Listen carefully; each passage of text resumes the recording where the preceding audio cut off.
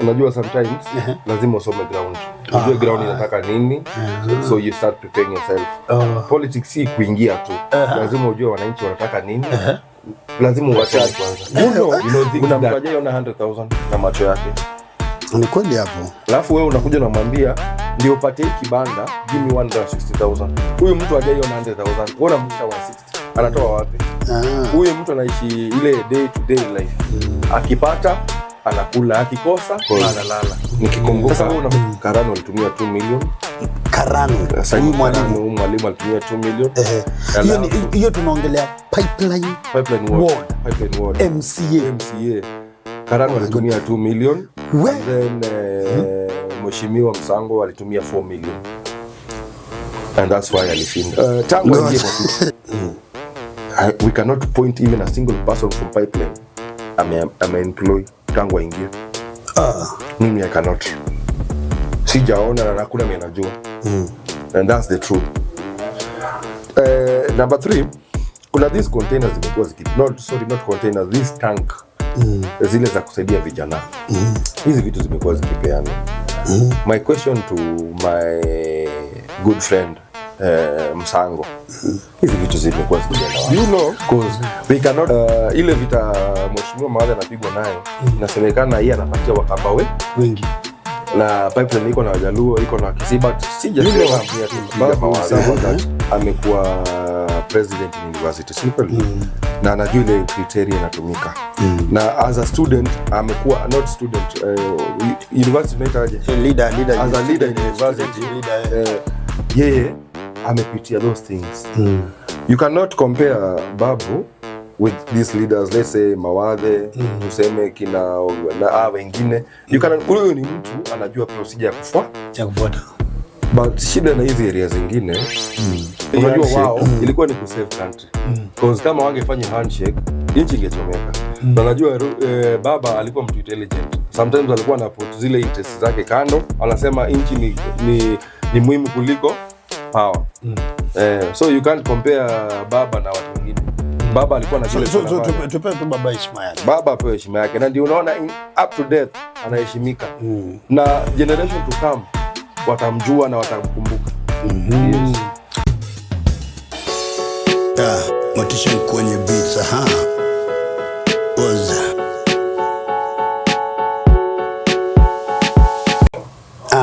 Vipi baba? Poa sana. Oscar, yes. The incoming MCA. Pipeline Ward. Pipeline Ward 2027. Kitambo baba. Unajua tumekaa hivi paka nikaona kwani huyu jamaa alisahau ama ulijitoa kwa race na sijui. No. Unajua sometimes lazima usome ground. Unajua ground inataka nini? So you start preparing yourself. Politics si kuingia tu. Lazima ujue wananchi wanataka nini. Lazima wasome kwanza. You know things that they need. You know what they say, leader come from God. So siwezi amka tu nikimbie. Lazima nijue wananchi kwanza wanataka nini. So hiyo ukiona nilikuwa underground, nilikuwa na interact na wananchi, nijue wanasema nini na wanataka nini. So wakati nakuja, I know things to do. Na what to say. Otherwise, apart from before tuingie kwa politics, ukoaje baba? Mimi niko poa, nashukuru Mungu because God is everything. We start with God in everything. Yeah. Nyumba mlango 10 inaendeleaje? Mzee wa nyumba 10. Yes. Kazi inaendeleaje? Tusisahau vitu za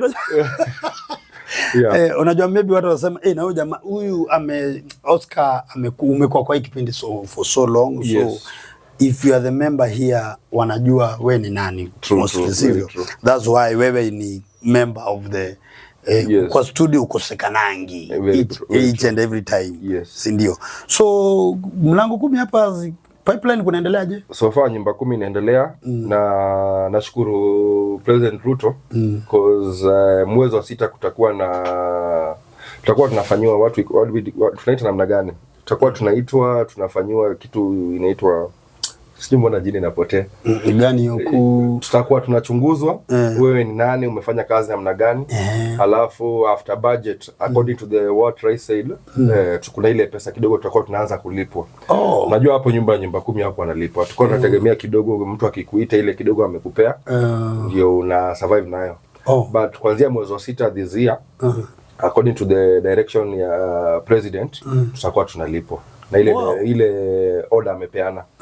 So tutafanyiwa assessment kidogo, alafu from there ukipita mshahara itaanza kuingia kuanzia mwezi wa 6. So nyumba 10 mshahara yao ya kwanza Kenya mzima wanapata kuanzia after budget, yes. This year. Hiyo ni William Ruto yeye mwenyewe alitoa hiyo directive. Wow. Yes. Yeah. Producer, before tuendelee, mic yake naona imelala pande moja. Is it inashika before ama unaje? To draw. Okay. Naona hapa tuitengeneza tu kidogo. Sorry for that. No problem. Niweke katikati. Wacha tuweke hapa. Okay. Tutasema Ojango anashika mzee wa nyumba 10 hivi. Hapo iko sawa, sivyo? Yeah. Sauti yako inashika vizuri. So umesema mnaanza kulipwa. Tunaanza kulipwa hii mwezi wa 6. Yes. You mean unajua vijana hapo wanaonanga kama nyumba 10 make hivyo sense. Do you mean nyumba 10 iko na very impact in the community? As I said in the other video, without nyumba 10 hii nchi ingekuwa mbaya sana. As I said, polisi hawezi kuwa kila mahali. Remember huyu nyumba 10 ako pale 24/7. Analala pale, anakula pale, anafanya everything there. So everything that happen kwa hiyo community ako aware. Na anajua nani ni mgeni, nani ameingia na nani ametoka. Huyu anafanya hii. So without nyumba 10 hii Kenya ingekuwa mbali. But because of nyumba 10, because the job of nyumba 10, as I said earlier, is to give information of everything that is happening in the community. In the community, yeah. Yes. Hadi kwa village kila mahali. So bado kuna kuanga na hii, do you face hii wako like when ni kasi ID to in another way? Yeah, nyumba 10 is like remember nyumba 10 is the first security department. Nyumba 10 ndio ya kwanza. Unajua kila kitu iko na root. So nyumba 10 is like the root of the government. Yes. So and do you think itafika mahali we like ina hinder you with becoming the next MCA? According to the politics of Kenya, the moment I'll start campaigning, I'll resign from the nyumba 10. Okay. Unajua nyumba uwezi, wanasema you cannot serve two masters at the same time. So ikifika hiyo wakati nita resign alafu nianze politics. That's for now. Tunaona bado sija resign kwa sababu politics yenyewe sijaanza. But ikifika wakati I will resign from the job and then concentrate to politics. Yes. Vijana walifu imeisha. Okay, uwezi sema 100%, but so far so good. At least kwa mahali tunaweza sema we are going somewhere. Na tunaona matunda ya nyumba 10 na polisi na chief. Yes. That's very good. Yeah. Now today I want us to cover about the politics in Kenya. Yes. Politics ya Kenya tuangalie vile inaendelea. Wewe being as a politician. Yes. The incoming MCA. I'm already declared. Unajua sasa mimi ni mtu nimekaa hii pipeline. Na hakuna mtu anijui. Kuna wale before niingie nyumba 10, mimi ndio nilikuwa mkubwa wa scouts. From 2006, 7, 8 na kuendelea. So nilikuja nikawacha ndio nikajoin KWS. I think nilipeana story yangu. Nikaenda KWS nikafanya pia nikawacha. So watu wengi wananijua. Na kuna wale watoto nilitrain from 2006 to 2007. Nilianzisha shule like Shama Spring. Nikakuja nikafundisha Precious Brooks. Mimi nimeanza Precious Brooks. Hata hii Premier Talent unaona hapa. Mimi nilianza nao from the ground. Elohim, Steve Lee, wale ni watu nimeanza nao from the ground. So kuna wale watoto wa hizo enzi nilifunza. Ambapo sasa wako na ID. Na sasa hizi they are grown up. Hata wengine ni wazazi wako na ID. Au sasa ndio nataka kuongoza kabisa. Wao ndio nataka waliona leadership yangu wakati nilikuwa mwalimu. So I know the 100% they will give me this time. Okay, so kulingana na side the current MCA. Yes. Lipande gani unaweza sema our MCA is failing? Wanasema call a spade. MCA si mbaya, but ile tu makosa MCA umefanya. Kuna the people who campaigned for you. Mr. Msango, you're my good friend, tunaongea, tunachat, tunafanya mambo mingi, but first mistake you did as a MCA. Kuna hizi vibanda amejenga pale Taj Mall, kuna zingine amejenga hapa. According to me, you are there to assist and to help wale people walikuwa na wewe na kusimama na wewe. Siku zote wanasema fuata nyuki ule asali. So kuna watu walikufuata wakijua ukisucceed pia wao watasucceed. But the moment you start charging them to get that success, would you apate kitu, hiyo inakuwa mistake. Msango alifanya mistake kuitisha 160,000 ndio upate container. Kuna watu container yani like ili tu amejenga duka. Hiyo nyumba iko pale Taj Mall ndio upate, lazima ungelipa 160,000. Without that ungepata. That was first mistake. Second mistake, I cannot say ama I cannot show one person since huyu mtu wangu aingie pale simkashifu is my good friend. We normally talk, we normally drink together, we normally eat together. Is my good friend. But wanasema if you see a problem, tell someone ndio aone vile anabadilisha. Tangu aingie kwa kiti. We cannot point even a single person from Pipeline ame-employ tangu aingie. Mimi I cannot. Sijaona na hakuna mimi anajua. And that's the truth. Number 3, kuna these containers zimekuwa not containers, this tank. Zile za kusaidia vijana. Hizi vitu zimekuwa zikipeanwa. My question to my good friend Msango, hizi vitu zimekuwa zikienda wapi? Because we cannot show ama tuseme mtu fulani ama area fulani ilipata tank. Sakaja amepeana, alipeana tanks, alipeana like kuna areas ukiingia kwa groups utaona kuna mahali walikuwa wanapeana hizo tank, kuna mahali chakula ilikuwa inapeanwa. But okay, chakula, upande chakula wacha nisiseme sijaona kwa sababu there's a day alikuwa alipeana hapa nini kanisa iko hapa Pipe Valley Taj Mall. But vitu kama tank hivi vitu za maendeleo mimi sijaona. Hizo ziko mahali. Mimi sijaona. I cannot show. But chakula hiyo na nimesema I'm here to say the truth. Gachagua anasema I'm a truthful man. So hata mimi nijiite leo truthful man. But I'm not supporting Gachagua. I'm saying I'm just using that as a word. Yes. So unasema kuna vitu kama tank hazionekani hatujui zilienda wapi. Hizi container ambazo zinajengwa. Yes. Ana overcharge. Do you know kuna mtu ajaiona 100,000 na macho yake? Ni kweli hapo. Alafu wewe unakuja na mwambia ndio upate hiki kibanda, give me 160,000. Huyu mtu hajaiona 100,000. Wewe unamtisha 160. Anatoa wapi? Huyu mtu anaishi ile day to day life. Akipata anakula, akikosa analala. Sasa wewe unakuja na mwambia nipe 160. Na upate maybe hata hiyo 100 ndio bado hata budget ya stock. Yes. Haijafika hiyo. Haijafika. Hata mwingine ni jobless. Anaenda na bebe watu maji, anapewa 20 bob, 30 bob, so per day anaweza make like so mbili. Hiyo si mchezo by the way. Na umekuja umemwambia ukitaka kupata ile kibanda, nipe 160. Na wewe ni mtu alikupigia bado kura. Alikukampenia hata. Alafu namwambia nipe 160. So kuna madam pole kwa kukata. Kuna madam alikampenia Msango. Huyu madam amelia sana, hata anakujanga Maliniko analia sana. Huyu madam alikampenia Msango. Alifanya kila kitu mpaka wakati bwanake alikufa kwa matanga.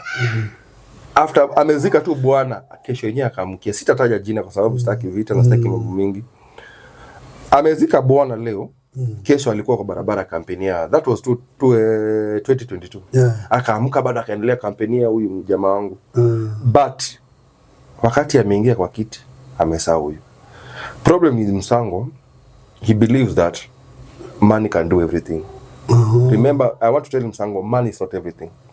Money is not everything. Yeye anajua wakati ya campaign atakuja apatie watu 300 watu wa worship waseme Msango Msange. But kuna vitu watu wanaangalia. Speaking of atapea watu do, hata last time sidhani kalipeana do. Alitumia do. Do naye alitumia. Do alitumia cause nikikumbuka Karano alitumia 2 million. Karano huyu mwalimu alitumia 2 million. Hiyo tunaongelea Pipeline Ward. MCA. Karano alitumia 2 million. And then Mheshimiwa Msango alitumia 4 million. And that's why alishinda. God. Okay, Karanu 1. Umesema alitumia 2 million. 2 million. Kwa MCAs, unajua mimi nakwambia wale watu walitumia pesa, there were only 2. Karanu walitumia 2 million kwa sababu walikuwa sponsored with hawa wenye magorofa. Business walitoka business community. Business community. In pipeline. Walimchangia 2 million. And that 2 million ni ile alitumia. But remember nani Msango is a business. Ni mtu wa biashara. So alitumia 4 million. Akatumia 4 million. Yes. Aya, na the ule alikuwa ni nani? Nani Gikonyo, if I remember well, alitumia 1.5. Na hakupata. Na. So it's mean, unajua sometimes mimi naangalia na ndio nataka 2027 we have to have change, it's like people are worshiping money. Because ukiangalia Gikonyo alitumia 1.5. Akakuwa number 3. Mwalimu alitumia 2 million. Akakuwa number 2. Msango alitumia 4 million. Akakuwa number 1.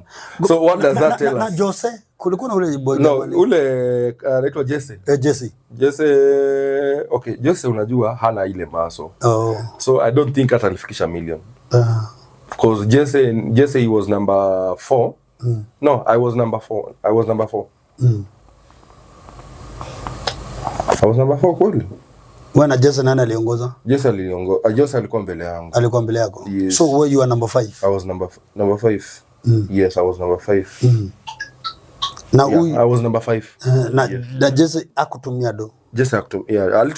Alitumia do. Wewe na yeye amukutumia do. Tulitumia do, si ati kutumia do. Kama uliangalia kuna video I posted nikiongelesha the President Ruto. I sold my car. Nilikuwa na gari ilikuwa Wish. Kama unakumbuka ile Wish ya black. Niliuza around 400,000. Nikatumia na nilikuwa na biashara ya salon hapa Hustlers, kama unajua Hustlers hapo. Kwa hiyo bypass nilikuwa na salon nikauza 150.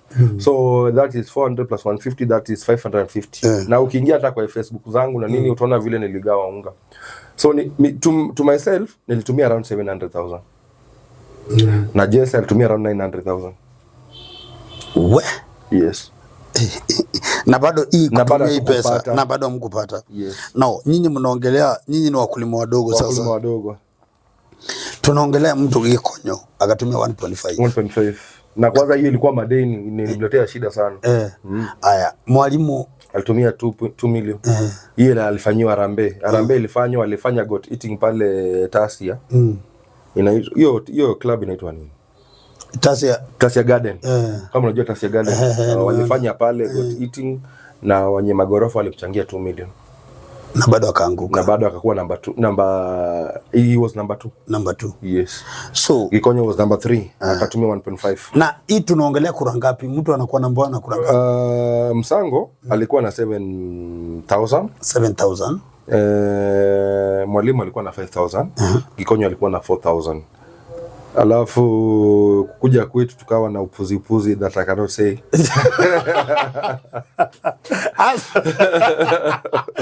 Ani wewe nani? Okay, sawa. I was number 5.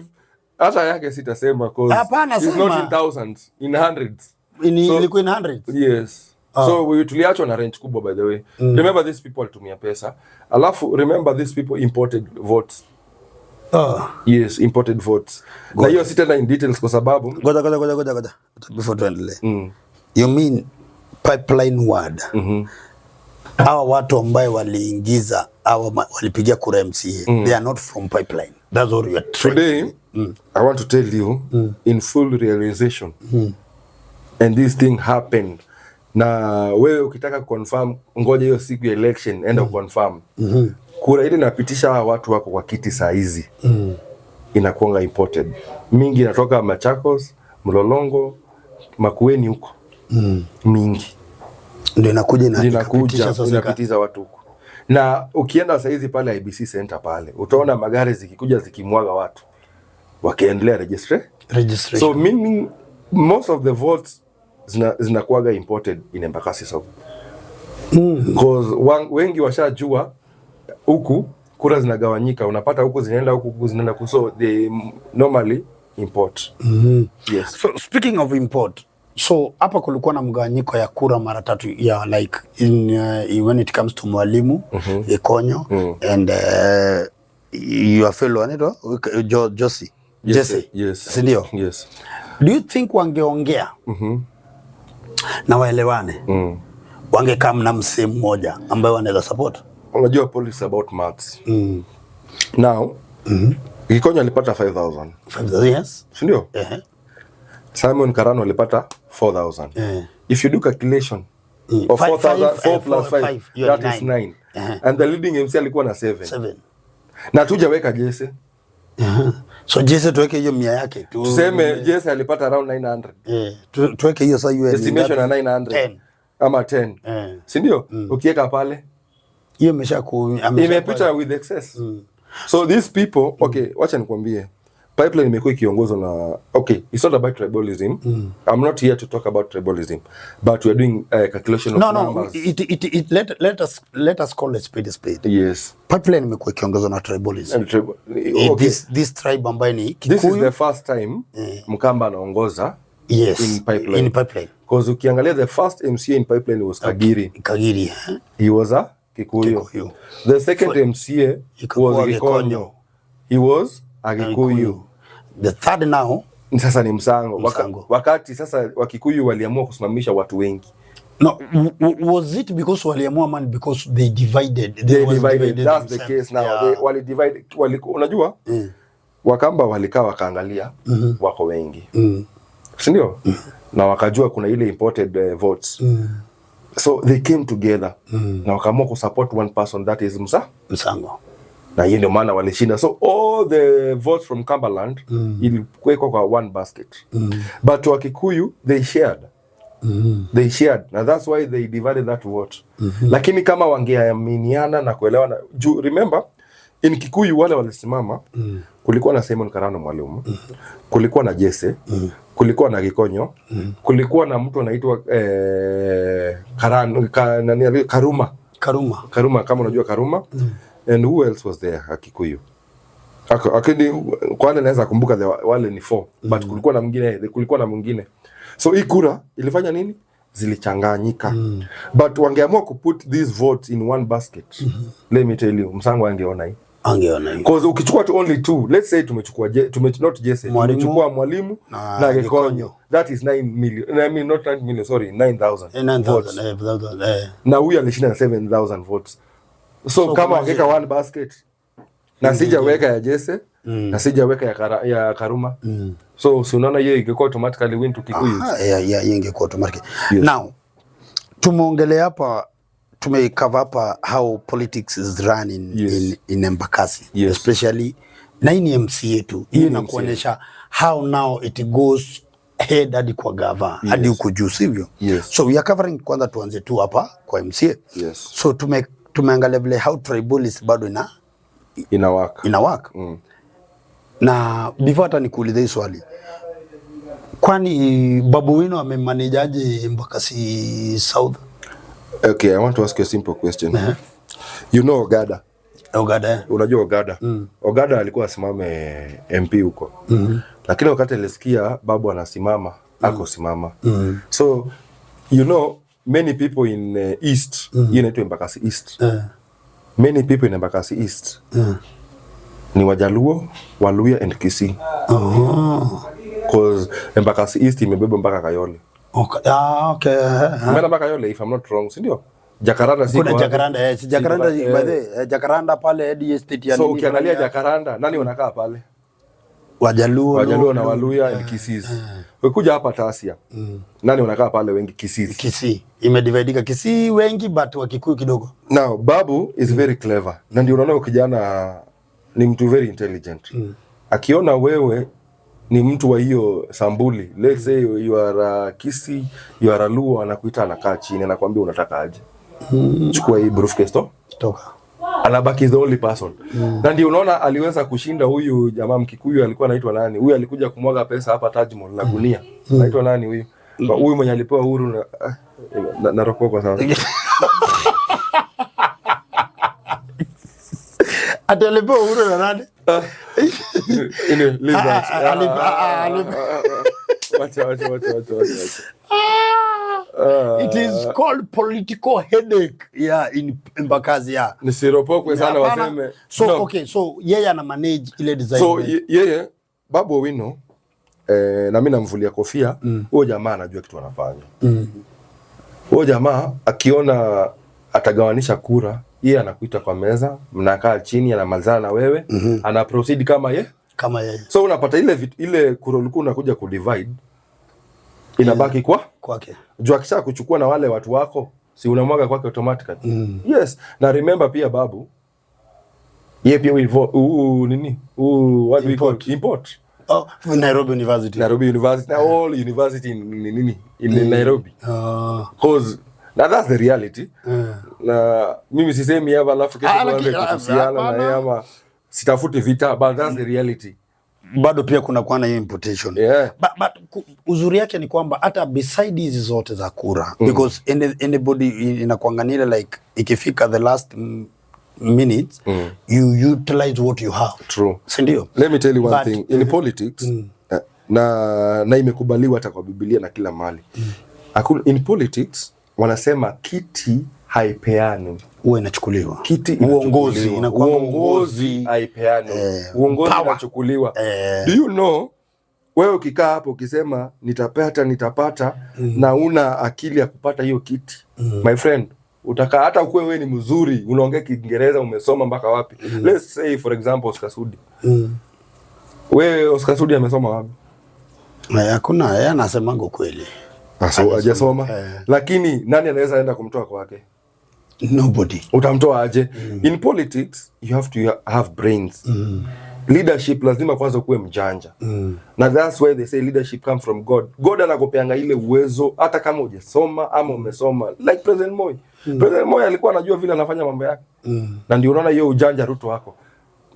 Ruto is very intelligent. Okay. Hata hiyo puzi kidogo unaona sijui ati wanajaribu kufanya. My friend, uwezi shindana na Ruto. Hata ukue wewe ni nani. You cannot. Ngao nimekimbisha syllabus. Umekimbiza syllabus. Turudi hapa, turudi. Nataka kwanza tunaenda tukikava. Unanipata? Yes. So unapata kuna hiyo nini. But kitu inanifurahisha naye, I saw a video. Kama ikifika wakati wa basari. Yes. Babu huwa anasimama. Na kila mtu anapanga line hadharani. Yes. Mchana. Na anaanza kupeana basari. So what happens with the Embakasi South basari? For that one, na nitaomba ni pass. Because last time niliongea kuhusu hiyo iliniletea shida sana about basari. Na singetaka niletee shida this. So walisema wewe unafinyilia nini mambo ya basari? Unajua, wacha basari wenyewe waongee.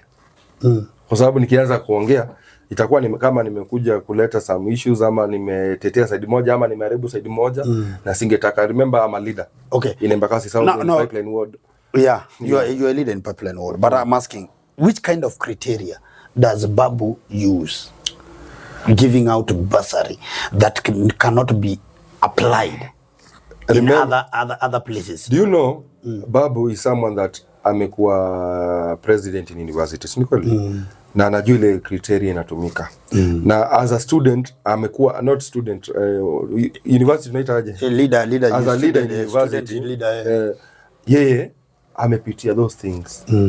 You cannot compare Babu with these leaders, let's say Mawadhe, tuseme kina na wengine. You can huyo ni mtu anajua procedure ya kufuata. But shida na hizi areas zingine unajua wao wanakuwa controlled na people kuna others who are illiterate. Mtu atajenda shule lakini kwa sababu anataka ile ajulikane unapata naribia mwingine. But sitaongea sana. Now speaking Jude ongea sana. Kwa hiyo I wanna ask you, if now you are the MCA of Embakasi Pipeline, wewe ungeikava kivipi? Now mimi nikiwa MCA Pipeline, mine is very simple.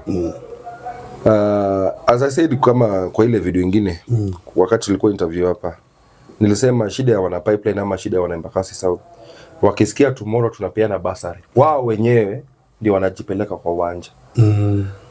Alafu out of mercy you decide to go and give numbers. Si ndio? But let me say this. Sometimes kitu kizuri lazima ikuwe na ubaya kidogo. Mimi kama Oscar kiti ya kwanza, I will not agree that. Hata watu wakienda pale, ulinipatia kura mchana.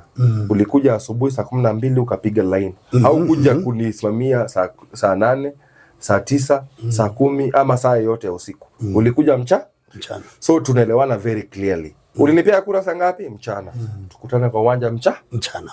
Alafu this story ya namba kwangu, mimi I will not use it. Whoever come first. Kama tumesema saa 12.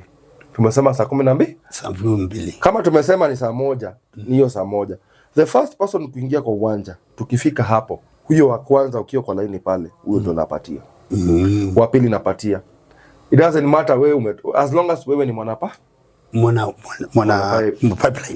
pipeline ward. Kama ni Embakasi South. Cause do you know ile vita mheshimiwa Mawadha anapigwa nayo, inasemekana yeye anapatia Wakamba wengi. Na pipeline iko na Wajaluo, iko na Wakisii, but sijasema mia tupiga Mawadha. Mawadhe na mheshimu na tumetoka mbali. But sasa ile watu wanasema yeye upea kwa ground vitu zinasema. Hivyo ndio kwa ground inasema. Mimi Oscar sijasema. Na I'm going to repeat myself. Mimi Oscar sijasema. Ni ground inasema. According to the ground inasema. Because sitaki vita kesho isemekane Oscar wewe ulisema. Ama mimi I don't want that. According to ground wanasema Wakamba ni wale wanapata wengi. Kwanza wakati ya basari ikienda ukipeana form isemekane hii ni ya Makueni, hii sijui ni ya Tala, hii ni ya wapi, hii inapita.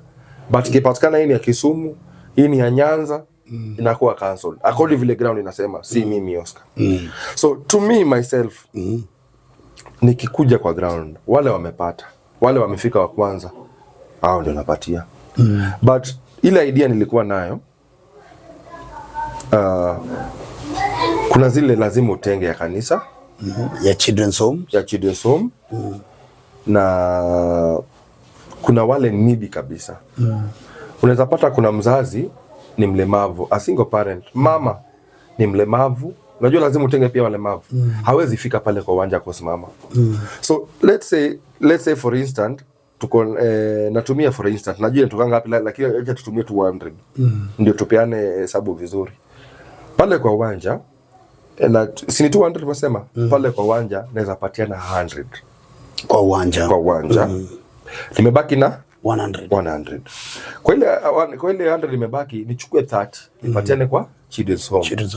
Nichukue 30 nipatiane kwa makanisa. Halafu tumebaki na ngapi? Tumebaki na 40. Si ndio? 60.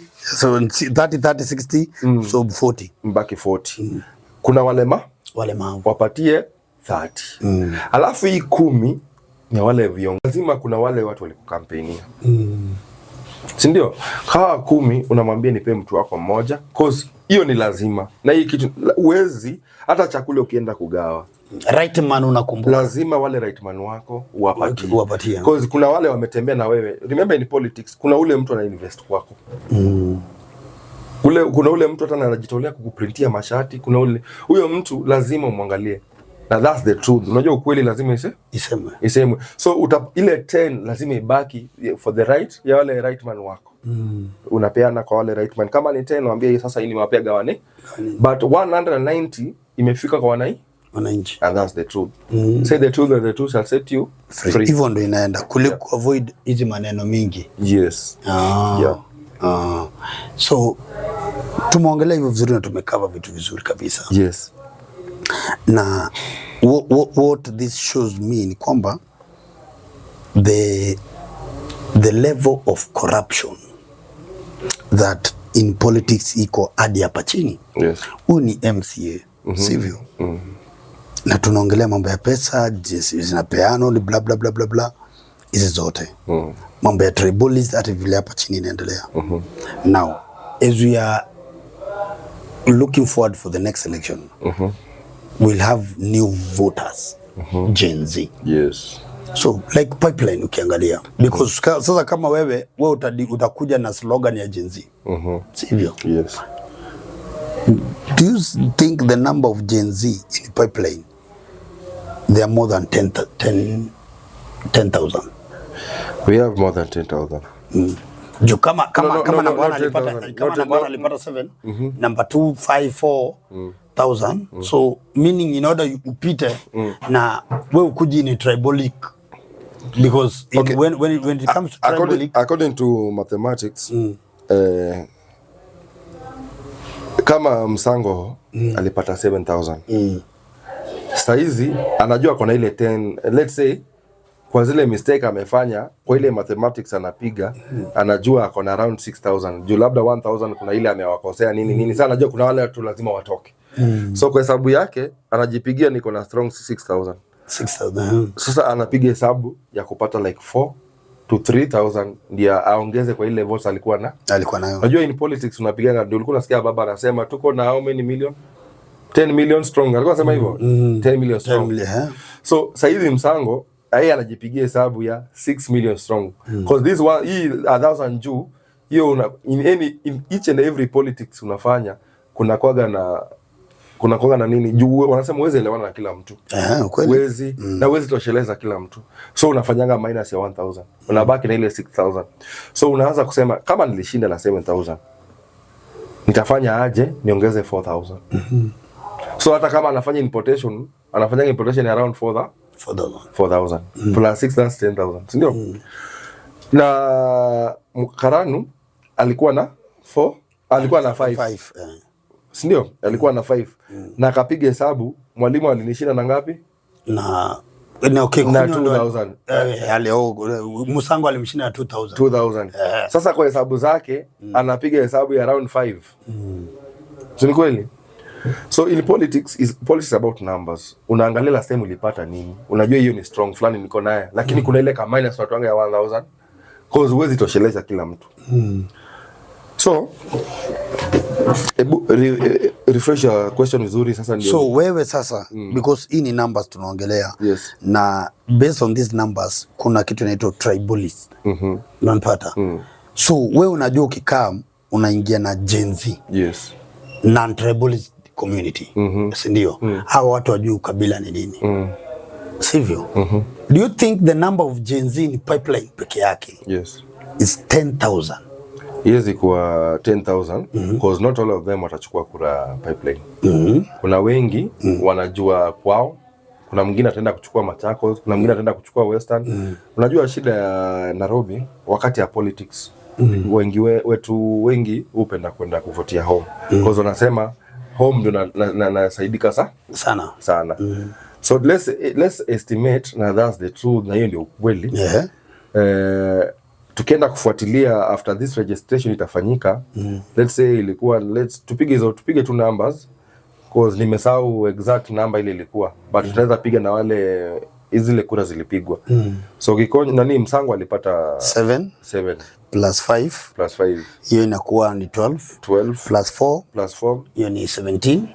Nani 17 ama 16? 12 plus 4 that is 16. Plus Jesse alipata tuseme 1 to approximate 1,000 tuweke 17 plus wewe kuja mimi nilipata around hata sikumbuki but I was number 5. So tuweke wewe 800 so tuweke 70 hiyo ni inakuwa 17,800 votes. Na kuna wale wengine walikuwa hapo na moja mbili. Let's estimate ilikuwa around 10,000. Not 10,000, let's say ilikuwa around tuseme hiyo zote ni 17. So let's say around 22,000. Ndio. Kuna wale wamekufa, kuna wale wamehama, kuna wale wamechange kura to another side. So kwa hiyo 22 imerudi around 20. Tutoe hiyo 2,000. Alafu estimation ya wale Gen Z wamemaliza shule to estimate 4,000. So inakuwa 24. Si ndio? So out of 24 Gen Z ni 4,000. So wewe book calculate that month niambie sasa. So wewe out of 24 mtu anafai kushinda. Tukisema hata either spoiling vote nini anafai kuwa na 10. Nipata? Yes. Ndio tugawane sasa. Hizo zingine tugawane, hii 14 tugawane. Yes. So do you think this community ya Gen Z ambaye wana tribalist hawa watambui ukabila ni nini? Shida Gen Z nataka nikwambie ukweli. Niambie ukweli sasa. That's the truth. Hakuna kazi Nairobi. Na Gen Z ni wengi na wana kazi. Yes, watakuja wengi kwa kamera, wengi wanasema kwa kusema. But let's say the truth. To every man, ukitaka kuweza any man, ni coin. Pesa. Mwanaume yote. Na hata uliona Yesu alikuwa betrayed because of pesa.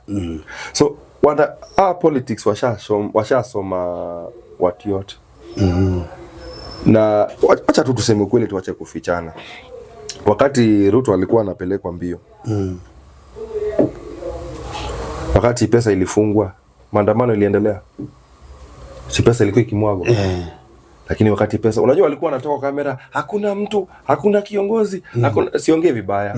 Mimi na support Gen Z. Lakini walikuwa wanasema hakuna pesa, hakuna nini, wengine wanakuja na mahuba, wanakuja wanafanya nini. Lakini wakati pesa ilisimama, wewe uliona maandamano ikiendelea? Haikuendelea. Lakini tulikuwa tunasikia watu wa Azimio, watu wa wapi, unaona mtu ametoka, wamewapea mabana, wamewasupport na nini. Wakati hizo masupport, wakati mpaka wanaletewa maji. But wakati hizi vitu zote zilisimamishwa, uliona maandamano ikiendelea? Haikuendelea. Let me tell you, and this is the truth.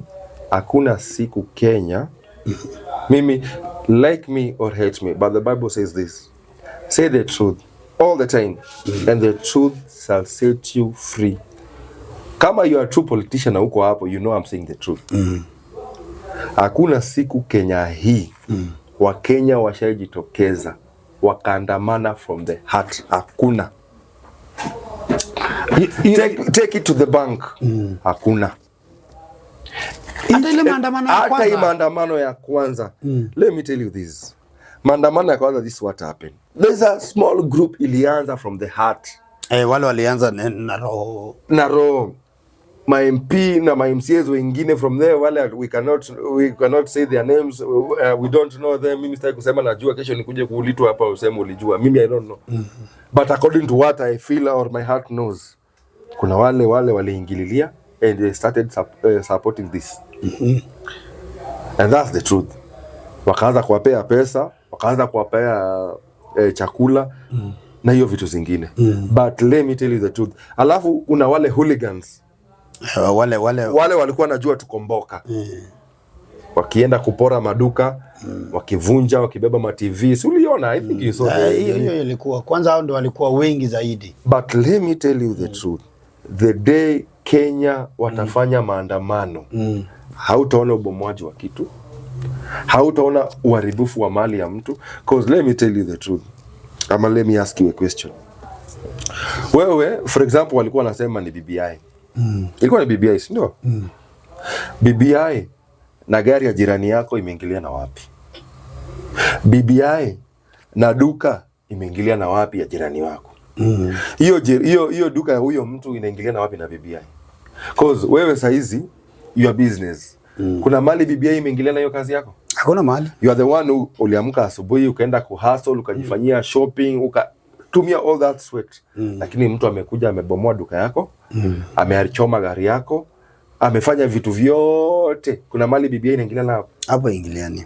So hapo hadi hapo na hata mimi na support. Yes. Ile like maandamano hii ya kuharibu, hiyo si maandamano. You had another agenda. Yes. Na hata ilikuwa inafika mahali unasikia tetesi kwamba pale kwa business community kuna ule mtu ambaye anachukua goons wa raid some shops. Yes. So how did they know that hizi zinaraidiwa na hizi ziraidiwe?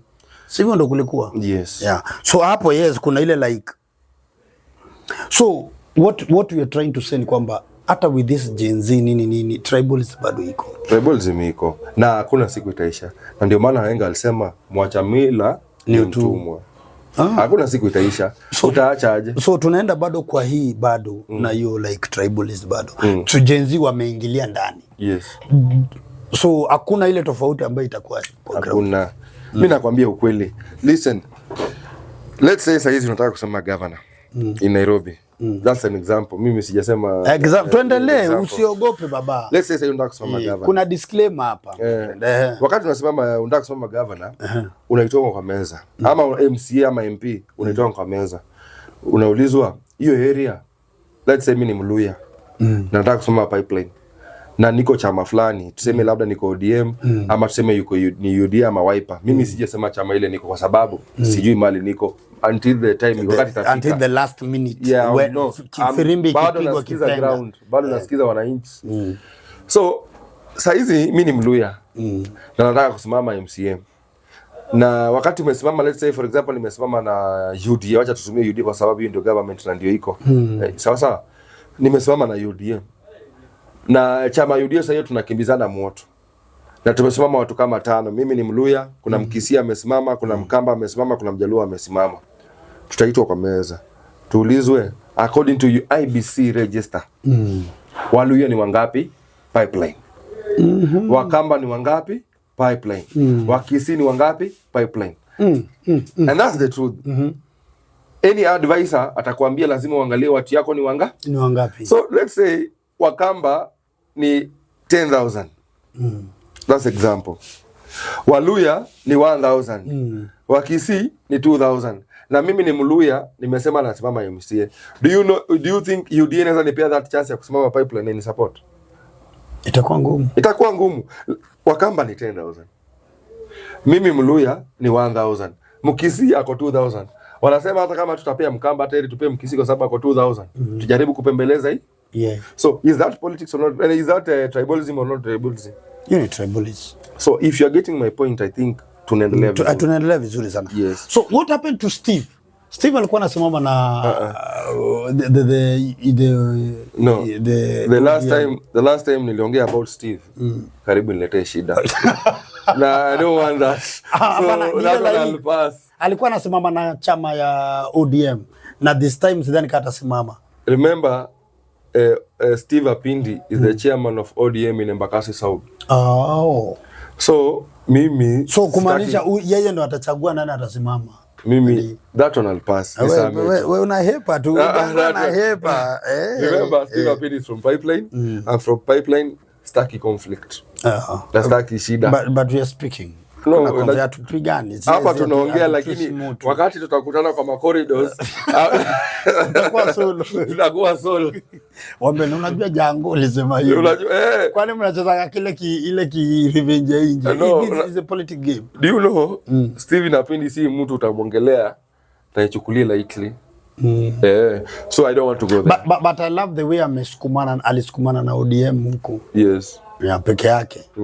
Paka the last minute. Maybe sijui this time kama atasimama. Do you think nani atarudi? Nani? Gikonyo. Tumekuwa na Gikonyo na tumeongea 1 to 3. According to yeye sioni kama atasimama. Kulingana vile nimesikia, but tunajua anaweza kuwa labda anatupima. But according to yeye I don't think anasimama. Mwalimu anasimama, anakuja na DCP. Aya this Joe huyu the other guy Jesse anakuja na UDA. Yes. Hey, wewe sasa ndio ujui. Mimi si ati sijui, lakini firimbi kipenga is too early. Now, living about pipeline politics. I want us to cover, tuangalie mambo ya governor. Sindio? Yes. Okay, before tuende hapo, what is the work of MCA? Nataka unijibu tu hiyo. Unaona hapo kwanza, what is the work of MCA? Yeah. Number 1, nitatumia ile shule kama ndapeana nini kama shule ndio watu waelewe. Ukiwa kwa class, kuna yule mtu anaitwa monitor. What's the work of monitor? To monetize the ground. To monetize the ground. That's the work of MCA. So MCA monetize the MP, the work of MP. Yeye akiwa hapa anafaa kujua like kuna zile vitu za ward. MCA ako under ward, not constituency. Ward. Sasa yeye ni kusikiza ward yake inataka nini. Kuna kitu inaitwa feeder roads. Feeder roads ziko under nani? Under MCA. Sasa hizi mabarabara za kuingia. So chom hizo ziko under MCA. Kazi ya MCA ni kumake sure hizo barabara ziko sawa. Anaenda pale anasema kuna barabara fulani kwangu haiko sawa. like za kwangu haziko sawa. Ku make sure wananchi wala ile vitu ya ward wanataka wanafanya nini? Wanapata. Yes.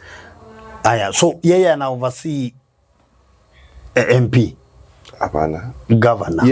Yeye MCA. Nataka tuende basically. Unajua kuna mtu atauliza kwani wakia nini MCA ni gani? Umenipata? Ajui.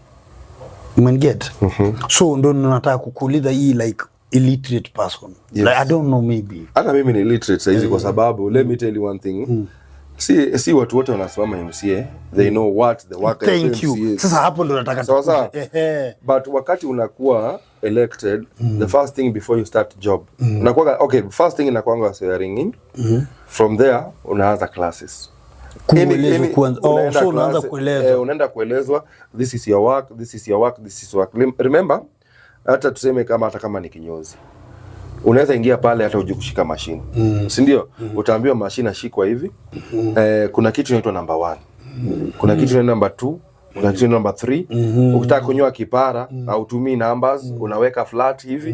Unaona? Ukishamaliza unapaka spirit. So kuna watu wengi, pia mimi I cannot say najua kazi ya MCA yote. Apart from ile knowledge kidogo najua, but I know after elected unapelekwa shule unafunzwa. So I'm a leader. The Bible says this, leader come from God. So sitaki niseme kitu hapo watu waanze kusema hii ni fala ya jile kitu nasema. Wacha nibaki kuwa illiterate kwa saizi. Okay. Yes. So according to me, my understanding, the work of an MCA is to oversee the governor. Yes. Our governor and run. Yes. Sindio? Yes. So if we have Nairobi work, umenipata? Mtu anafai kujua mbona iwork ni nani?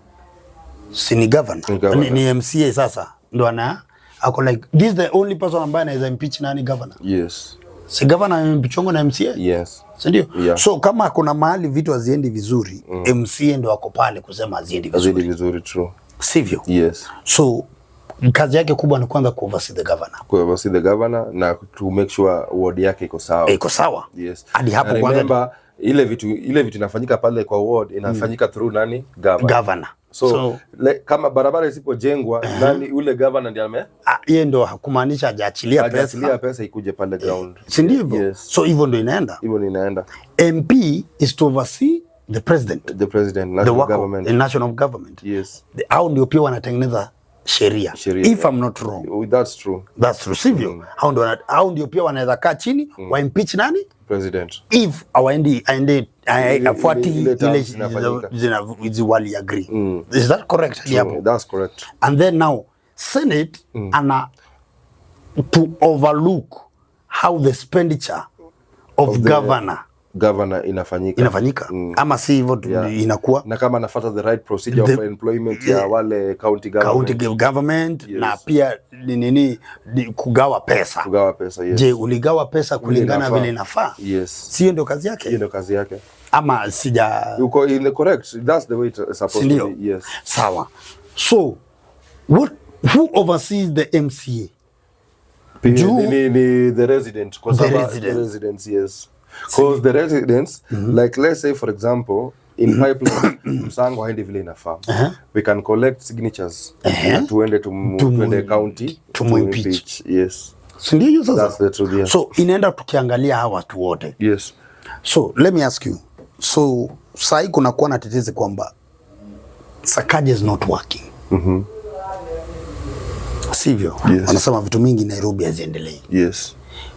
Do you think is the problem of Sakaja ama some of MCA ama Senate afanye kazi yake?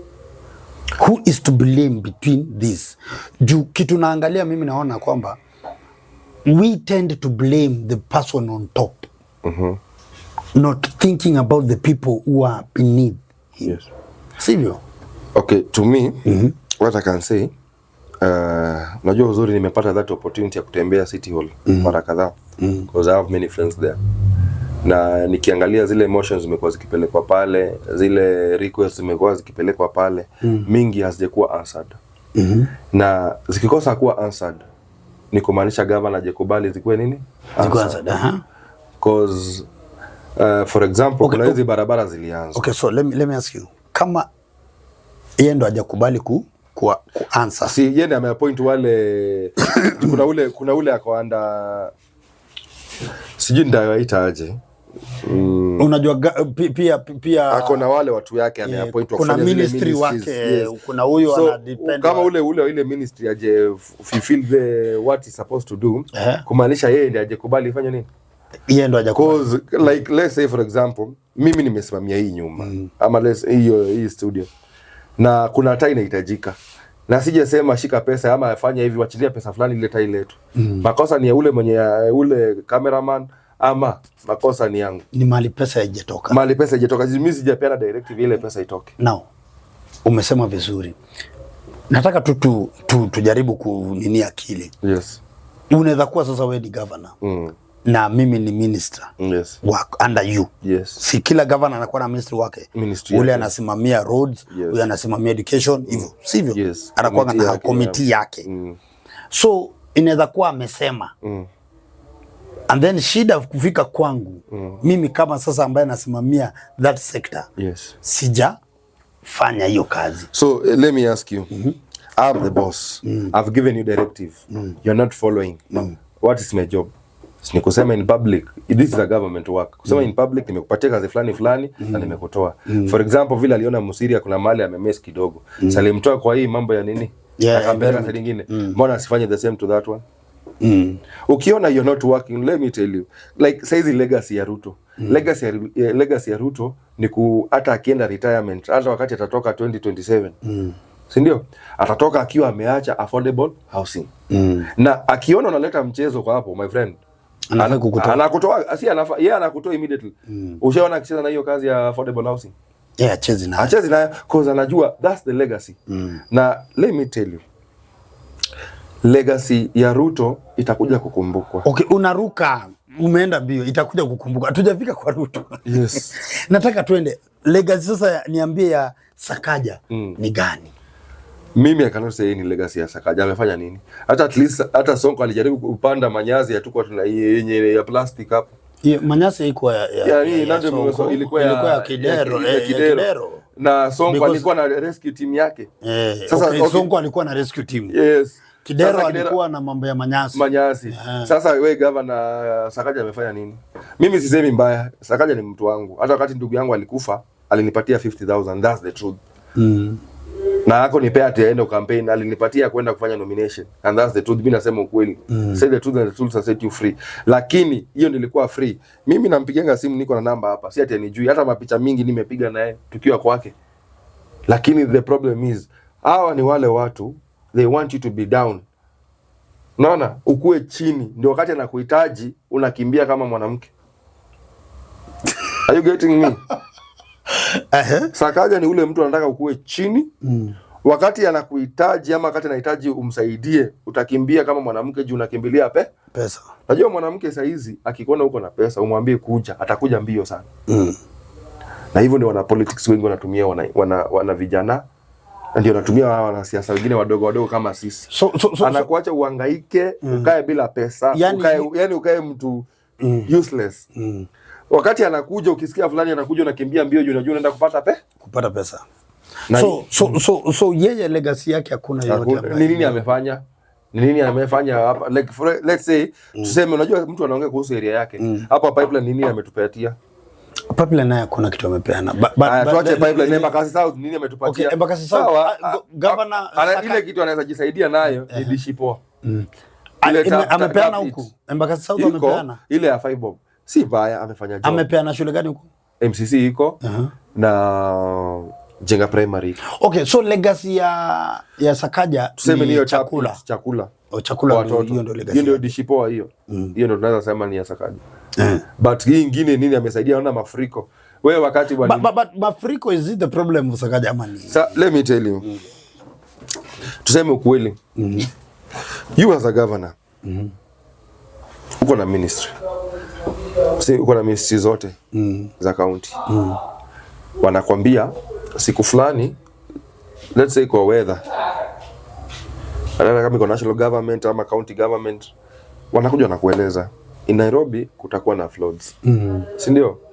na tunaona these sewer lines ama these rivers ama hizo vitu zote hatuna nini vizuri, inafaa itengenezwe. You as a governor unafaa kaa chini disaster management na watu wote nini waambie tunaweza fanya aje mvua ikinyesha hii area ikuwe mzuri. So mimi saizi wewe kwako mvua ilinyesha siku ya kwanza uko na plot maji kajai kikuje kipita nyuma, kesho utangojea maji kuje kujaa ama utachimba mtaro ile inafaa utengeze sewer line nzuri vile inafaa kupita. Yeah, ndachimba atachimba but sasa yeye anyway wacha nisiongee mingi, mimi najua vitu vingine sana issue. Do you think kuna watu ambao wanaenda kurun for governor? Wengi sana. Babu Owino amedeclare. Do you think tuko na Gakuya? Watu wengi watasimama. Do you know, mimi hata siku anajua Gakuya paka ndio nilikuwa naona nikajua kumbe Gakuya kuna sehemu anajulikana sana. Gakuya anajulikana ndio MP wa Embakasi, ni Embakasi what? West. Ni West ama ni North? Hata sikumbuki. Embakasi West. Katika hizo mbili. Between Babu. Okay, let us speak for Babu. The way tumeona amefanya in Embakasi East. Do you think he will make Nairobi work? Babu is a leader. Babu is a leader. Okay, sawa. Mimi let me tell you. Naona Babu akisema anasimama governor. Kura yangu ako naye. And that's the truth. Wacha niseme ukweli peupe. Juu mimi mwenyewe Sakaja amenifail. Mimi naongea kimimi kama Oscar. Anajua fulani akona namba yako na ukimpigia ashiki. Sometimes niko na shida naanguka pabaya. Najaribu hata kumtafuta mimi kama Oscar. Simu yangu anaiangalia. Wewe mtu kama huyo. Unajua policy about interest. Mimi nahitaji pia hata mimi nisaidike. Kuna design like wa Kenya tunakuanga na hii when it comes to politics. You help me so that nikusaidie tena. Si ndio? Mimi can I tell you something? I was part of agents wa Sakaja. Nilisimamia kura zake. Na hivyo ndio kulisha. So unaona hii pesa, I think unaona maybe yeye unaona hizo pesa zinapeanangwa hizi like ukisha simama nikupe do fulani. I think hizi pesa tunapeana ndo tunaharibu politics, because when I come to you for example and then unilipe do fulani and then wewe ni kukampeni usimame, ukisha simama what happens? Utanikumbuka. What you are going to do? Utaanza kuongezea kurudisha pesa yako. Nataka tuambie ni ukweli. Good example umesema kama Musango alitumia 4 million. 4 million. Au wengine 1.5 na 1 million. Sivyo? When they na 2 million. Na 2 million. Vile wanatumia hivi kumaanisha wanataka pesa yao. Juu hakuna mtu anaingia kwa biashara kama hataki profit. So the more profit ikue. Sivyo? So the moment politics itakuwa like nikiekelea do, lazima do yangu irudi. Do you think we are going to have good leadership? Because the one pia unasikia ukisema niko like huyu jamaa nilisimama naye but aninini. Are we going to work at that trajectory like because I was with you? Because I supported you, because I campaigned for you. Unanipata? When you see my call, you should respond. Unanipata? Do you think we are going to work to make Kenya work? Imagine ni watu wangapi ambayo watakuwa na depend, lazima ushike namba yangu, lazima ushike simu yangu. Hebu nikuulize swali. Okay, let me answer alafu nikuulize swali. Answer. Saizi kusema pesa lazima itumike, ni lazima itumike. Si ati ni kulipa watu. Saizi umechukua watu kama 10 wanatembea na wewe from morning to evening. Hawa watu lazima wanunulie maji ya kukunywa kwa sababu wanapiga kelele kwako. Hiyo ni pesa. Hawa watu lazima wanunulie chakula. Si ati unawalipa. Unaweza pata umetumia kwa kila mtu umetumia kama 500. Juu unawapea hii 500 nimewapea, hiyo ni ya kukula na kutafuta maji ili msaidie campaign. Saizi mimi niko na wewe hapa. Ukinipigia simu hata kama nitagape nashika. Sasa umenipigia simu si nimeshika. Kwa nini wakati nimepata kiti nisishike simu yako? Hii inaonyesha nini? Kiburi. Na wengi wanakuwa na kiburi wakishaingia kwa mbona ushike simu yangu wakati huna kazi, lakini wakati uko na kazi unakataa kushika. Mimi kwa roho nachukulia nini? Kiburi. So what I'm saying is this. Hata kama wewe saidia wote. But sometimes nikukupigia simu, nikwambie niko na shida fulani. Hata kama uwezi nisaidia 100%, ile kidogo unaweza nisaidia nayo, mimi nashukuru. So, kama uwezi niambie siwezi, but ukataa kushika simu yangu na wakati ulikuwa uko chini unashika simu yangu, shika tu simu yangu. I'm busy, my friend. Uwezi kuwa busy 24/7. Are you busy 24/7? So let me ask you, for example, say wewe MC upate kiti yako. When I call you, mimi nitashika. Mimi hata unipigie saa 8 usiku nitashika. Oscar, uko sure utashika kweli? I want to assure you. I want to assure people of Pipeline. Wana Pipeline wakaaji wa Pipeline. Mkinipia hii kiti ya MCA Pipeline World. Mimi ukinipigia hata saa 8 usiku, chenye siwezi nitakwambia hii siwezi. Now let me ask you, utashika na utafanya kazi saa ngapi? Na utapata wakati wa family? Who is your boss? Who is your boss? Mwananchi. Na wanasema call ya boss wako lazima ushike hata kama ni saa ngapi. Nimeenda kukurepresent pale. Let's say nimeenda kwa county parliament. Sindio? Wakati nenda pale kwa county parliament, labda you have something important ya ward yangu unafaa kuniambia. Na mimi nakataa kushika hiyo simu. So who am I going to represent? What I'm going to propose there? Nenda kupropose, because kazi ya MCA ni kupropose. Nenda kupropose nini pale kwa county assembly. Na wewe unanipigia simu niambie, do you know in Pipeline, barabara fulani, feeder road fulani ni mbaya sana. Na ukiimplement hii pale propose, itasaidia. Na sasa mimi nakataa kushika simu yako. So nenda kuhudumia kina nani pale? This wananchi ndio wadosi wako. Citizen ndio wananchi ndio boss wako. Wakati utaki kushika simu, unaenda kutetea kina nani? Are you getting my point? Yeah, I'm getting you. Yes. I'm trying to understand you. Not you're getting it. Anybody before apart anaweza sema kitu yote. But what I do believe, power and money reveal the outer. The inner, not the outer. The inner of a man. Yes. So mtu ata change tu hivyo, sivyo? Si wote. Si wote. Okay.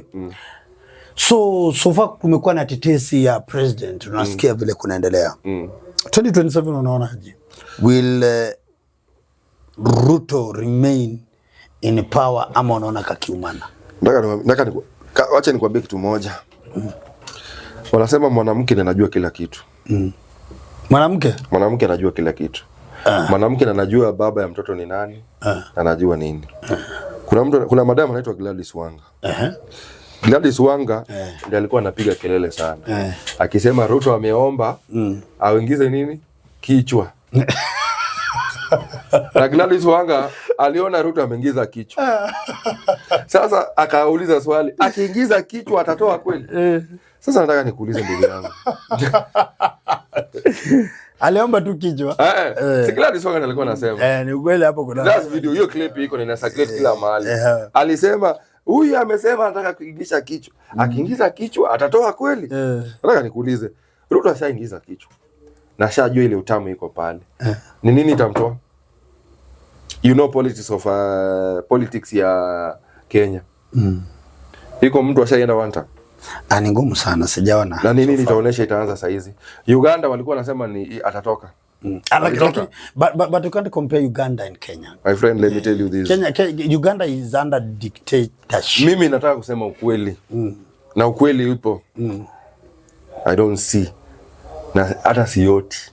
Na sioni njia yenye itatoa Ruto 2027. Like it, hate it, and that's the truth. Now I want to tell you this. Leo tarehe ngapi? Leo ni tuko tarehe 20. 20. I want to bet with you. 2000. 19. Ni 20 leo ni Friday. This is a bet. This is a bet between me and you. Kama Ruto atatolewa, to bet pesa ngapi? Wewe niambie. Okay, mimi nimeweka 2000. To bet 2000. Kama wewe unasema Ruto atatolewa. Mimi sijasema kama kitu ile kama uko sure kuna mtu atamtoa. Kitu ile najua kutoa the sitting president kumtoa ni ngumu. But the guy now is working with against the odd. But bado game hajafika. Unajua bado politics hajafunguka. Wacha nikwambie. Kama kuna mtu amefanya kazi ni Ruto. Nataka nikwambie leo. Hiyo argument kuna siku tumeagi na msee hapa kabisa. This is the truth. Wacha nikwambie kitu ya kwanza. Nikinunua gari saizi. Ikiwa second hand. Nikienda kutengeneza hiyo gari. First thing nafanya nini? Na iharibu inakuwa scrap. What do I mean? Itasuguliwa rangi, irudi mabati. Tutatoa miguu zile mbaya, ikaa bila miguu. Tutatoa viti tutupe nje. Mtu akikuja kuona atasema watu wanafanya nini? Wanaharibu gari. Lakini the moment I'll start buying new tires, the moment I'll start painting that car or spraying that car, wataanza kuona what I'm doing. First thing, Ruto wakati alianza first aliingia, lazima angeanza kuangalia loopholes ile ilikuwa inaharibu Kenya ni gani. Lazima angeanza kuhandle that. Na ndio unaona first and second year, was it first year, life was so hard. Life ilikuwa ngumu sana, lakini ilikuwa lazima hiyo that. Hata wewe saizi nikikupea kitu uanze kutengeleza, lazima uanze kuangalia shida ni wapi, uanze kutengeleza. But saizi tukiangalia, watu walisema yeye ni mtu wa porojo. Alisema stadium atatengeleza. Ametengeleza hajatengeleza? Stadium bado inaendelea na ametengeleza moja ama more than that. Nataka nikuulize, I want you to tell me saizi tukiwa tumekaa hapa in this broadcast, which county haina project ya Ruto inaendelea? Which? Niambie moja. Gani? Ile kwa Murang'a, kuna Murang'a project yake in Murang'a County. Itakosa. Fanya hivi, si uko na internet, Google Ruto project in Murang'a. Saizi wewe uko si you have a phone? Have a phone. Chukua simu. Tuende tu hiyo simu hapa. Tuende to Google Ruto project in Central Africa, Central Murang'a. Tuangalie. Unadhaifikia? Tuangalie hakuna county haina project ya Ruto inaendelea. Is the first president amehudumia each and every county in Kenya. Wacha tuangalie hapa, niangalie. Angalia. So unasema tunataka facts. Sitaki kusema we need facts. Yeah. So the project in Murang'a project for Ruto, ndio? Wacha tuingie hapa tu confirm. Tuangalie. Let's deal with. Yani unatetea Ruto kabisa. Simtetea, that's the reality. Call a spade na kitu kizuri kiche kizuri. Okay. Mtu wa maua yake mpe maua yake.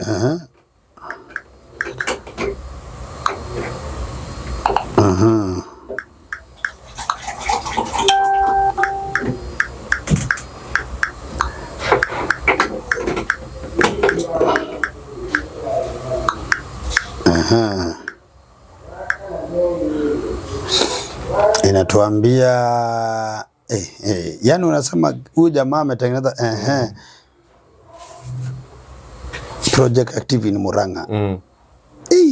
These are prime Naona kuna Murang'a Industry Park, especially for economy. Hiyo ni number 1. Yes. Kweli affordable housing project. Iko inaendelea. Affordable housing iko in each and every county in Kenya. Hii Mau imeshaanza kweli? Sinakwambia hiyo unasoma. Nimekuambia sitaki useme ni my words. Nimekuambia so kama kuna county unajua hakuna, niambie we Google. Which county? Turkana, Google Turkana. Kama hakuna kitu inaendelea huko niambie. Ni president gani aliingia Turkana kazi ilikuwa inafanywa?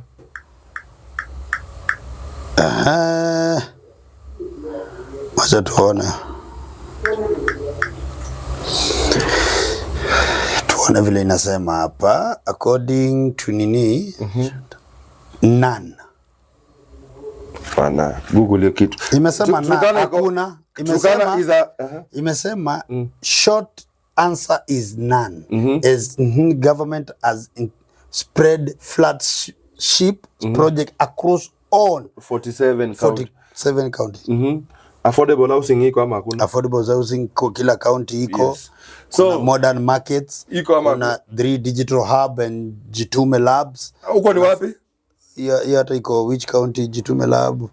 waja mention lakini wanasema vile ziko fertilizer subsidy program kunazo SGR nini so President Ruto is the only president amefanya kazi say how many years hii ni 3 years tuko 4 years ama 3 years in 3 years ameingia in first term yake in your first term alafu aingie second 2027 ndio in first term amemanage kufanya kazi in how many counties? All. 47 all.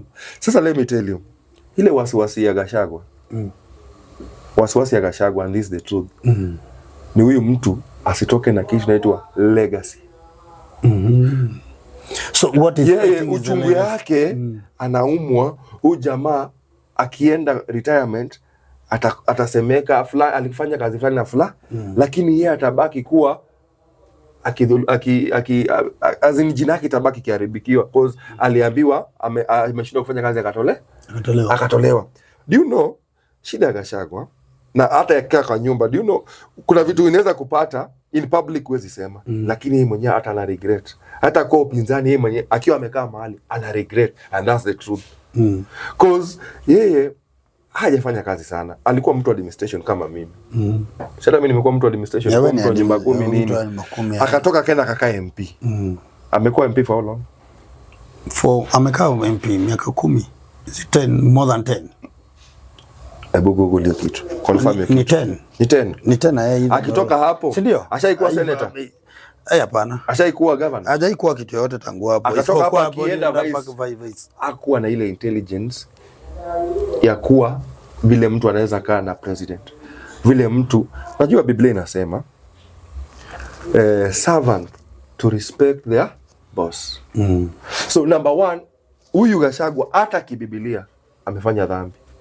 Na nashindwa ako na Pastor Dorcas. Mbona Pastor Dorcas hakumwambia hii? Servant to respect their boss. Si mimi Oscar nasema, Biblia inasema. Unaona saa hizi mimi wewe ukiwa boss yangu, either wewe ni mtoto, either wewe ni mkubwa kwangu, nafaa kufanya nini? Respect. According to the Bible. Wewe unafaa, yes nakwambia, hebu sasa hizi ukiingia polisi, wanasema ukienda training ya polisi, unaambiwa follow orders in those in authority without question.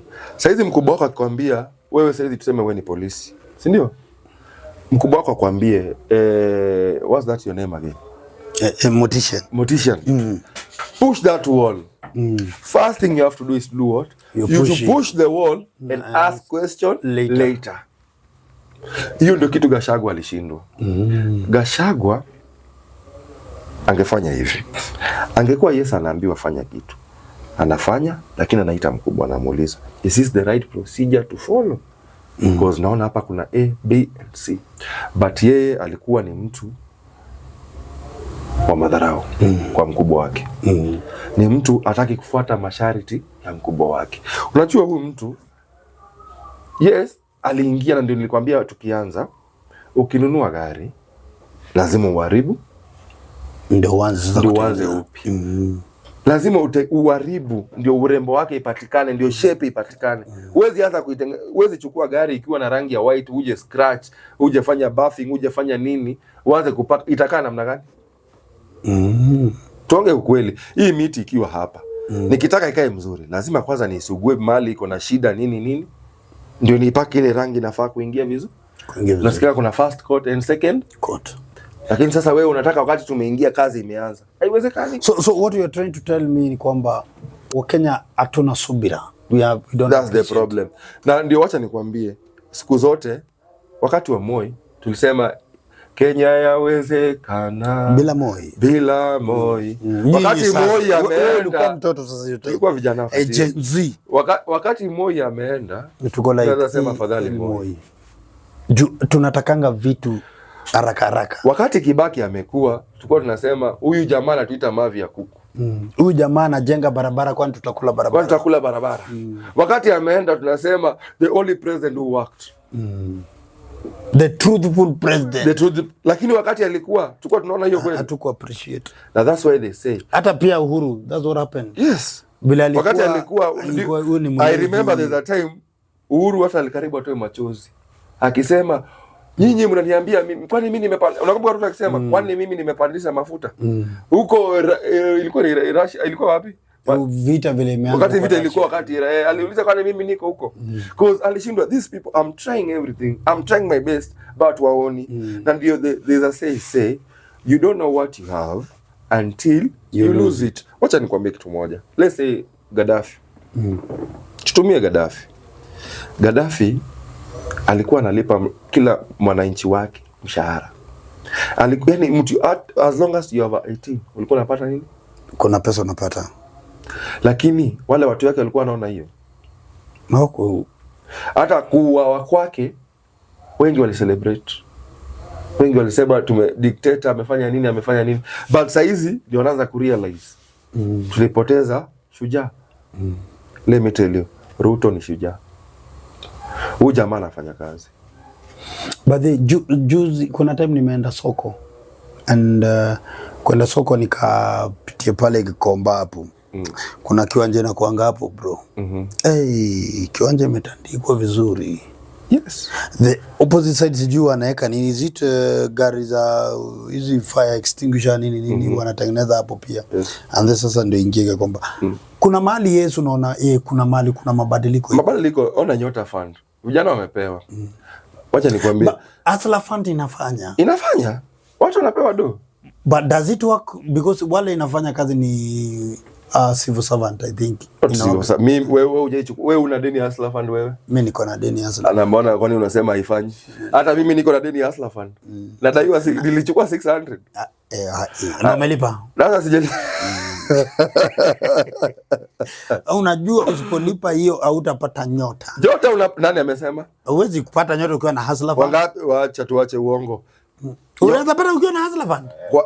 Kwani hii juzi akipeana Ruto mwenyewe aliuliza ule kijana alikuwa anaitwa nani? Akamuuliza wewe uko na Hustler Fund? Akasema na umepata pesa na imekatwa. Imagine hiyo nyota unapata. Either uko na Hustler Fund ama uko na unadaiwa na Fuliza haikati. Inafanya nini? Inaingia. Niambie ni president gani huyo anafanya hivyo? Ruto. Wacha nikwambie.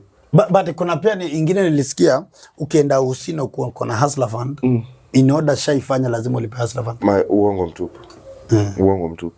SHA inafanya kazi yake. That's SHA na Hustler Fund inaingilia na wapi? Nilikuwa sikia hivyo. Ndio nimekuuliza Equity na Cooperative. Hiyo ni example natumia. Equity na Cooperative inaingilia na wapi?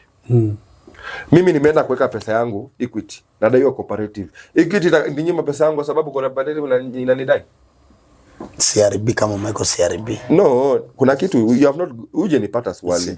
Okay, haitakunyima. Mimi na save na Equity. Na nimekopa Cooperative. So juu na save na Equity wakati naenda withdraw pesa yangu hata nipea kwa sababu Cooperative inanidai. Hapana, watakupea.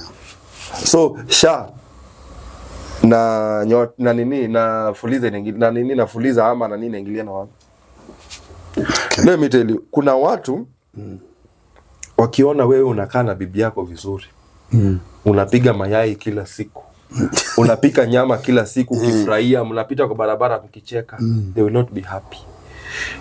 They're always happy when they see your downfall. There are people who are ready to make sure Ruto anafeli. But huyu jamaa anajaribu njia yake yote. Wamemuita mapepo, wamemuita kasongo, wamemuita sijui nini. But this guy, the truth, nafanya kazi. So tutamuda ako ndani. Tutamako. But kuna ma MP wengi hawatarudi. Kama ma MP upande ma MP na kuna wengi hawatarudi and that's the truth. Pia kwa ma MCs kuna wengi hawatarudi lakini I want to assure you President anarudi. Now if you want us to bet in this live channel, I'm ready to bet with you.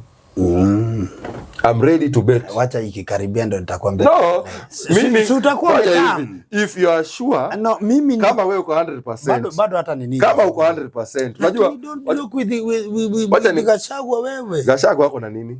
Number 1. Ako na Kalonzo, brother. Ako na ngoja, ako na Matiang'i. Gachagua ni mtu ajielewe. Constitution ya Kenya inasema once you have been impeached. You cannot. Lakini yeye anakuambia nitasimama president, anasimama aje? Si anataka kusimamisha sasa Kalonzo. Sasa atasimama through Kalonzo. Nataka nikuulize. Kalonzo ako na guts ya kusimama yeye mwenyewe.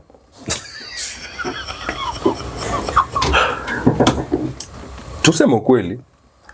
Ako na guts ya kusimama yeye mwenyewe.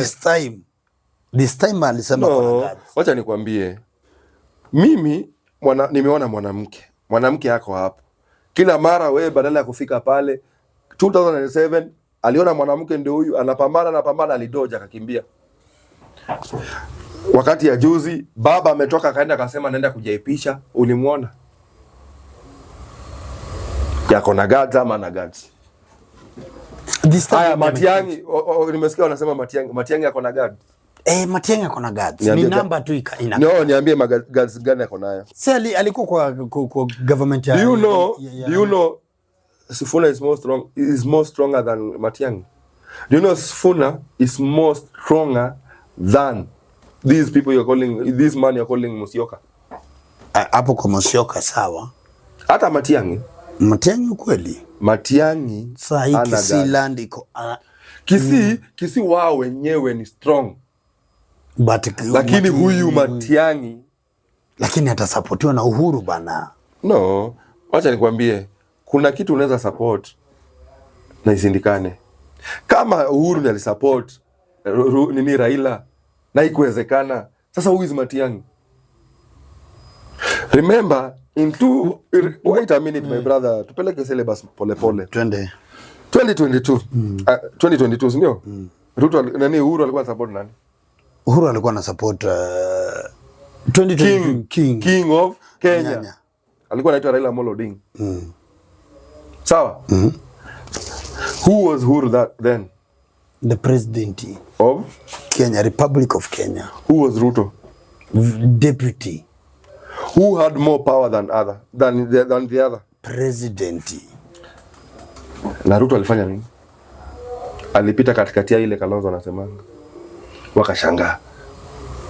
So what now? Nini inaonesha saa hizi anaweza kubishana na huyu? Unajua kuna kitu tunaangaliana. You have everything. Uko na polisi, uko na jeshi, uko na KW, uko na wote. Uko mpaka na jeshi la ukovu. Yote na alishindwa. Nini tamufanya saa hizi atoe Ruto? Saa hizi Ruto ndio akona kila kitu. Kama ulishindwa hiyo wakati, unasema Ruto ataiba kura. Mimi sijasema ataiba kura. Lakini nauliza kama you had everything. So kumaanisha hii ni liwe liwalo lazima hata. Let me tell you. Already kura ya Kenya ilishaisha. Kura ya Kenya ilishaisha. The guy badala ilisikia akisema second term atupigangi kura. Hii ilishaisha. Piga kura first term lakini second usipigie president, pigia hapa chini. President wachana hiyo ilishaisha. Yes. Second inakuanga hata ni handshake. So unaweza pata hata Ruto Kalonzo akiwa deputy there by then. Let me tell you. Kama kuna mtu amjui na mimi nasema ukweli. Kama kuna mtu amjui vizuri ni Kalonzo. Kalonzo yeye ashajua piga hesabu zake. Anasumbuana na Matiang'i yuko na kina Uhuru. Yeye alishapiga hesabu zake akamaliza. Umpate yeye ndio deputy. Wewe utakuwa and then deputy akishaka hivi aseme nataka upresident sasa. Mimi nasema mimi nakwambia Kalonzo. Kwani 2007 wewe ulifikiria anaweza fanya vile alifanya? Kalonzo pia amechoka kukaa kwa baridi. Wewe unajua Kalonzo amekaa kwa baridi miaka ngapi? Sasa ameona joto na anaambia yeye ako tu pale kupimia.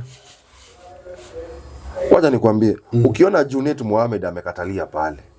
Ukiona Wanga amekatalia pale. Ukiona Malividi amekatalia pale. Ukiona anaitwa nani Papa wa Roma amekatalia pale. They know.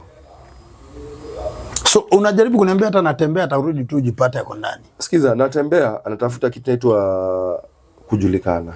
He was just an administrator. Na lazima imbe arukeruke.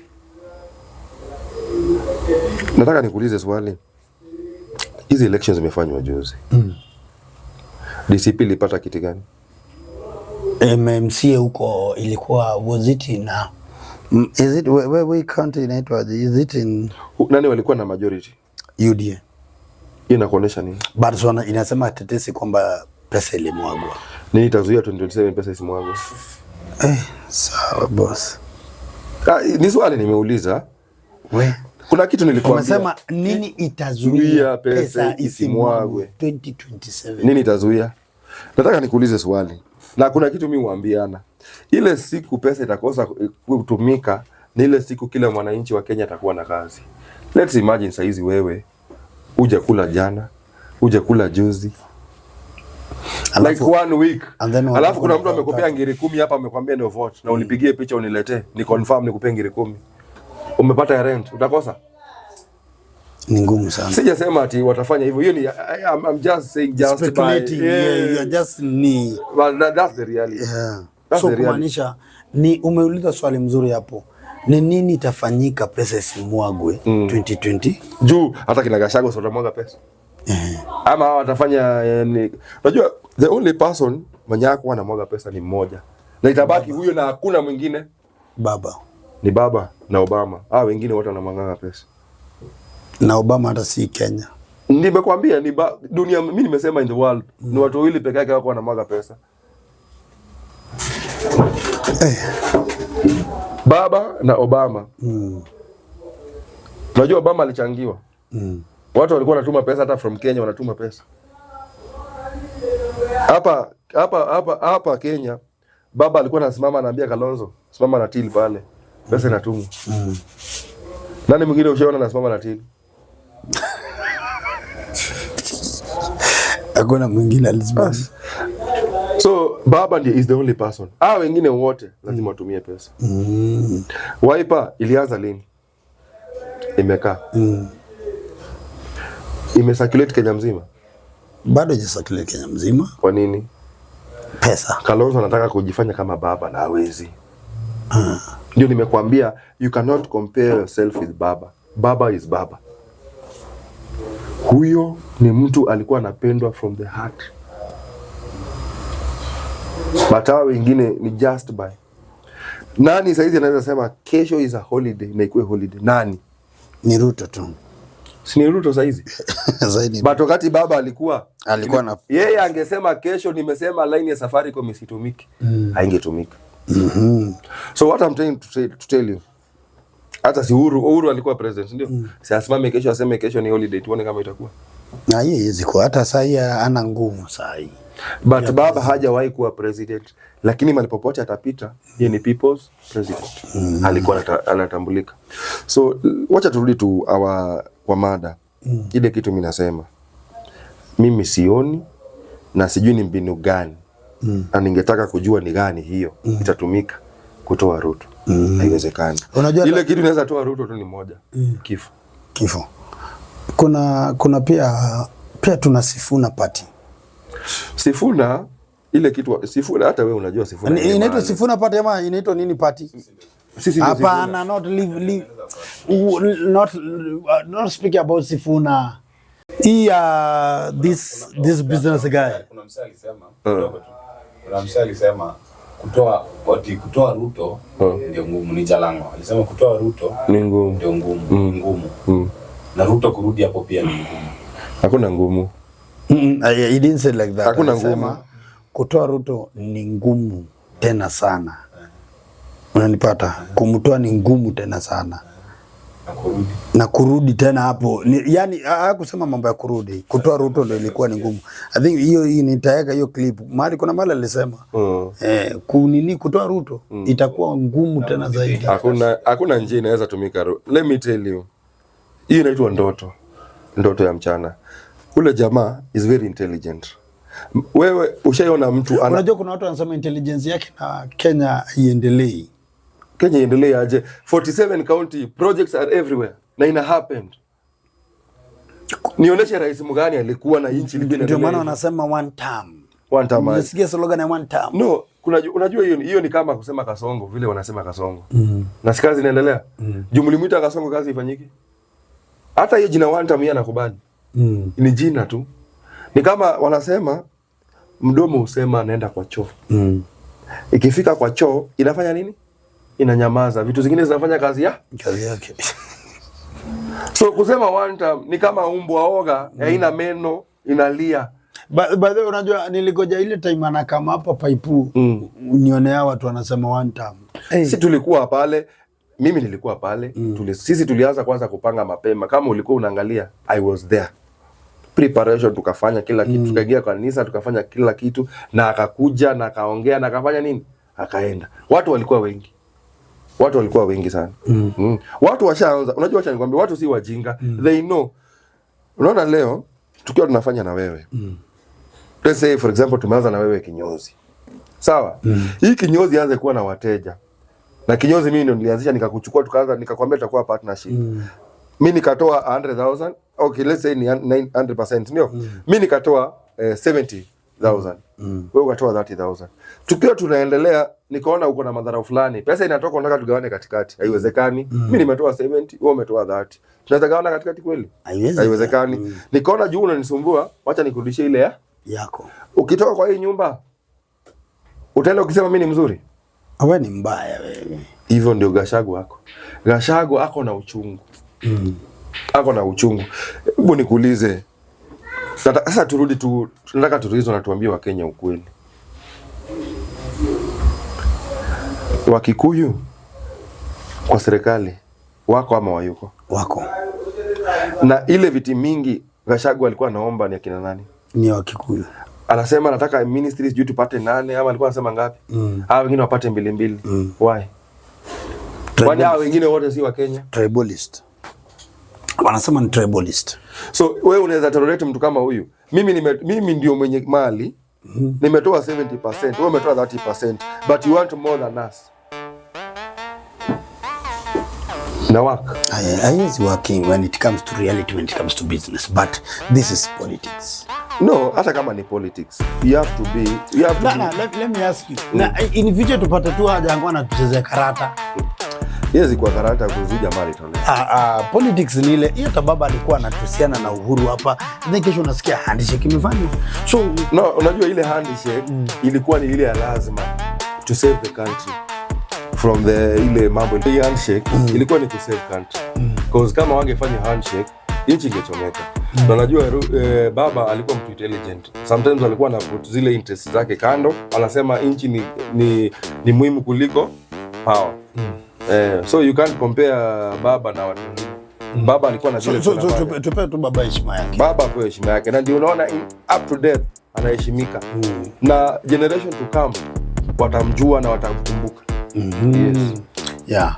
So we have covered a lot of things, politics, maybe tuja cover vile but tutaendelea. Yes. Tutakuwa tunakuja tuna cover up about the politics, because even in politics bado motisha na napatikana pale. Yes. If we have poor government, umenipata, death itoka. Na pia motisha na kopani anapata kazi. Yes. Sivyo? But when you have something that's good, unapata vitu zinaendelea vizuri. Na how are we going to correct this is when we talk. Yes. When we have conversation like this. Yes. Ingawa zingine tunachomea ni sawa, but tunaongelea the reality part of it. Yes. Speak the truth and it will set you free. True. Ama limefika, let us call a spade a spade. Yes. Kama ufanyi kazi, ufanyi kazi. True. Tusidanganyane ati juu tunakuogopa, hapana. Kama ufanyi kazi, ufanyi kazi. Yes. Kama unafanya. Mtu apewe flowers zake. True, very true. Sivyo? Yeah. Na ndio unapata tutakuwa tunabadilisha. Ndio mtu anajua. Unajua pia inafika mahali mnaogopa huyu mtu akonipa kaambini. Paka yanaona kwa right na kumbe yako wrong. Hapo ndio mistake kubwa sana. Unajua wakati unaogopa ndio unapata sasa tunaumia. Tunashindwa kuongea. Na hapo sasa ni unaumia. Wanasema ukiwa umefinywa ongea. Ndio nitajua kweli hii barabara ifai kanyagwa. But the time tunaendelea kuongea tutakuwa tuna cover up. This will be point of politics with Oscar, the MCA incoming 2027. Na bado utakuja na manifesto useme ni what are you going to do. Yes. Tutakuwa tunaingia, but for now kuna kitu ulisema kama pesa ilitumiwa kwa hii by elections ilifanywa, ni nini itafanya pesa isitumiwe 2027? Yes. Na I think tutamalizia hapo. Ni nini itafanya pesa isitumiwe 2027? Hakuna. Si ndio? Without more my friend, thank you so much. Thank you so much. Si ndio? God bless you. Pamoja tutaifanya tena na tena na tena.